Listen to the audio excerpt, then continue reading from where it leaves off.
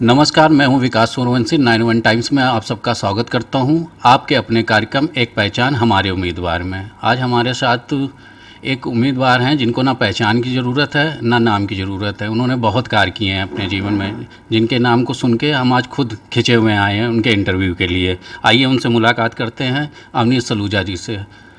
सलूजा जी, आपका बहुत बहुत स्वागत है 9 टाइम्स में। धन्यवाद। 9 टाइम्स में बहुत बहुत धन्यवाद।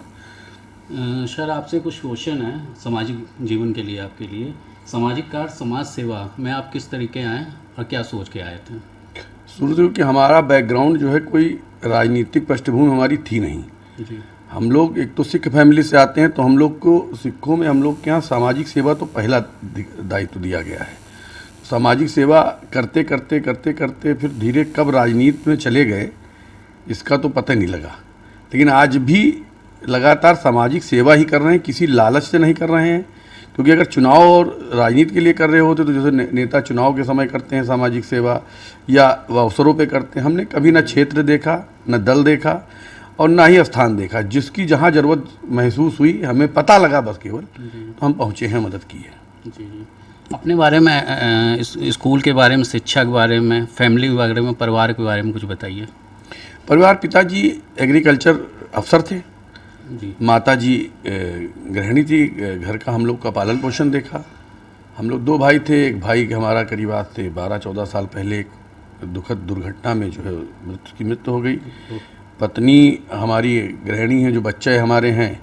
एक बेटी है जो नेशनल बैडमिंटन रैंकर है, बेटा है वो क्रिकेट खेलता है, बड़ी बेटी है वो पढ़ाई में है। और मेरा जो पढ़ाई का रहा, शुरू में ननिहाल से रहा मेरे ताल्लुक़।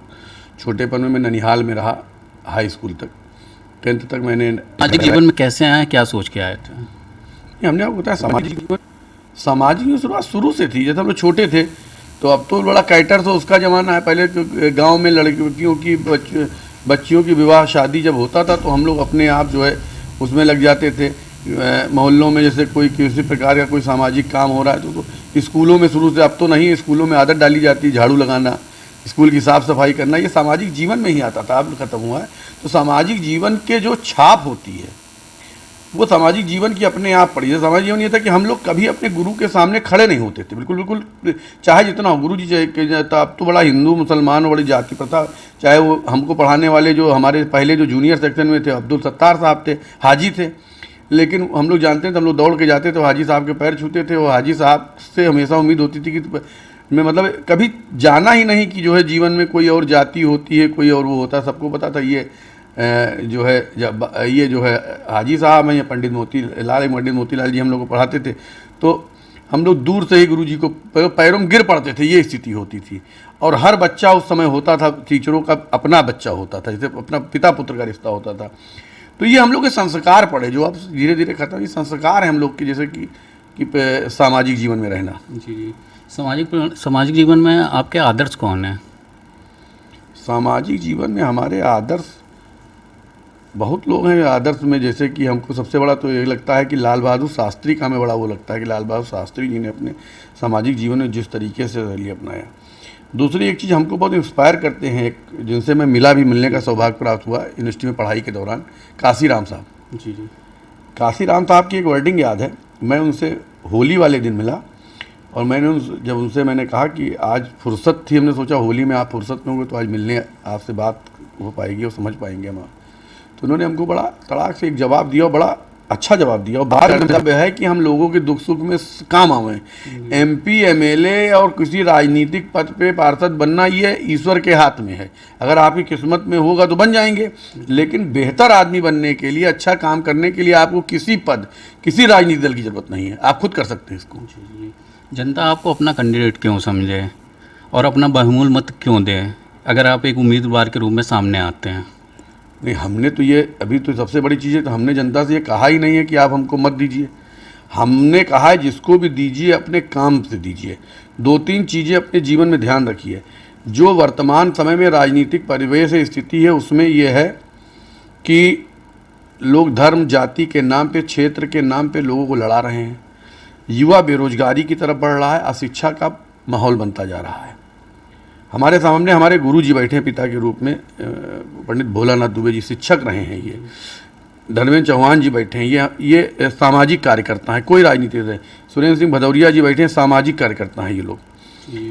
तो मैं लोगों से एक ही बात कहता हूँ कि आप कम से कम रोजगार पे डिबेट कीजिए, जो आपके पास कैंडिडेट आवे, जो आवे उससे शिक्षा पे डिबेट कीजिए, जो आए उससे जो है आप हेल्थ पे अपने डिबेट कीजिए, इंफ्रास्ट्रक्चर पे डिबेट करिए कि आपको पानी शुद्ध क्यों नहीं मिल रहा है, एक आपका जनप्रतिनिधि आपको चिकित्सा की फ्री सुविधाएं क्यों नहीं उपलब्ध करा पा रहा है, एक जनप्रतिनिधि आपको शिक्षा की व्यवस्था आपके विधानसभा या आपके लोकसभा में बेहतर क्यों नहीं दे पा रहा है, एक जनप्रतिनिधि आपको विधानसभा में बेहतर जो है रोजगार की व्यवस्था, कुटीर उद्योग की व्यवस्था क्यों नहीं देता है।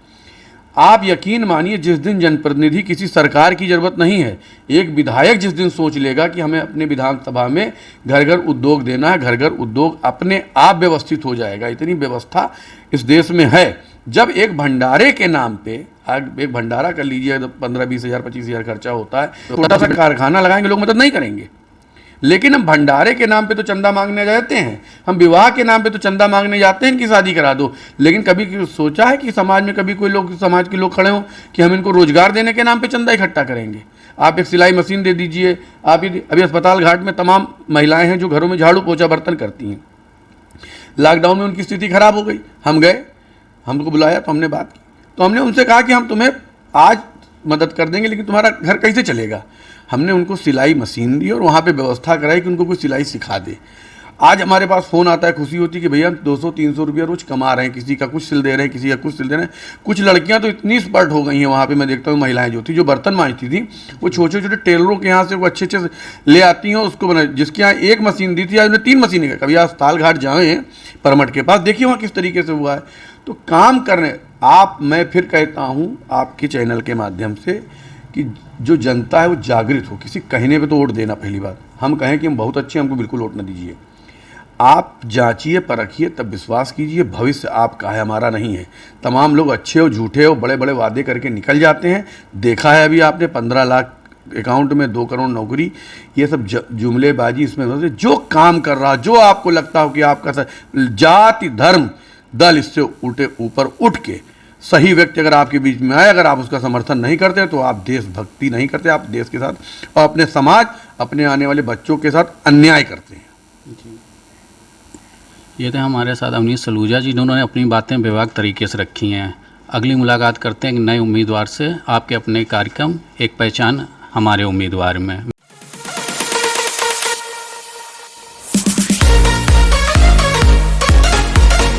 मैं विकास सूर्यवंशी, कैमरामैन वीरेंद्र जी के साथ 9